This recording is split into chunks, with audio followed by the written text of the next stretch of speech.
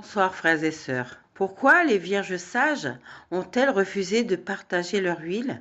Les trois vérités bibliques que beaucoup de chrétiens ignorent. Dans Matthieu chapitre 25, un détail intrigue de nombreux chrétiens. Les 5 vierges sages ont refusé de partager leur huile. Pourquoi? Étaient-elles égoïstes? Jésus voulait-il nous révéler une vérité plus profonde?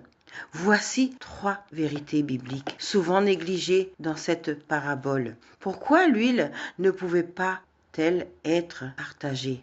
Dans Matthieu, chapitre 25, verset 9, les vierges sages répondent « Il n'y en aura pas assez pour nous et pour vous. Ce n'est pas un manque d'amour. » Elles énoncent simplement une réalité. Certaines choses ne peuvent pas être vécues à la place d'une autre personne. Personne ne peut prier à ta place chaque jour. Personne ne peut répondre à l'appel de Dieu à ta place.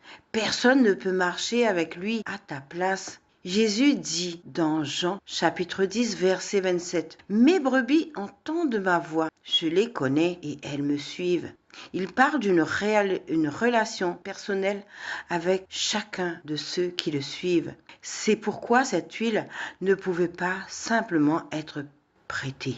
Peux-tu vivre de la foi de quelqu'un d'autre? Beaucoup ont grandi dans une famille chrétienne. Certains ont été baptisés dès leur enfance. D'autres vont à la messe depuis toujours. Tout cela est une bénédiction, mais rien de tout cela ne peut remplacer une réponse personnelle à Jésus. La Bible dit, « L'âme qui pêche, c'est celle qui mourra. Le Fils ne portera pas l'iniquité de son Père, et le Père ne portera pas l'iniquité de son Fils. La justice du juste sera sur lui, et la méchanceté du méchant sera sur lui. » Dans Ézéchiel, chapitre 18, verset 20. Retiens bien ceci. La relation avec Dieu est personnelle. Elle ne s'hérite pas. Elle ne se transmet pas. Dieu traite chacun selon sa propre réponse envers lui.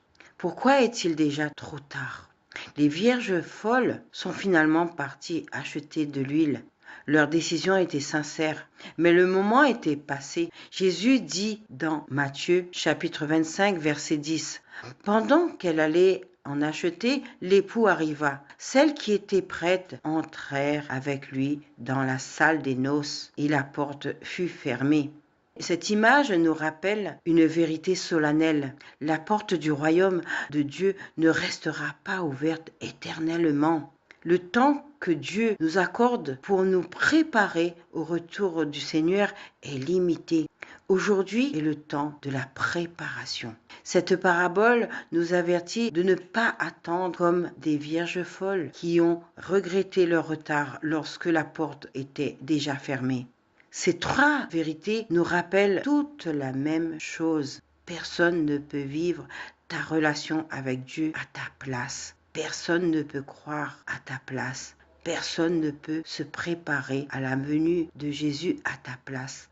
Dans le livre de l'Apocalypse, chapitre 3, verset 20, Jésus dit, « Voici, je viens à la porte et je frappe. Si quelqu'un entend ma voix et ouvre la porte, j'entrerai chez lui, je souperai avec lui et lui avec moi. » Aujourd'hui encore, cette porte est ouverte. Cette invitation est adressée à chacun de nous.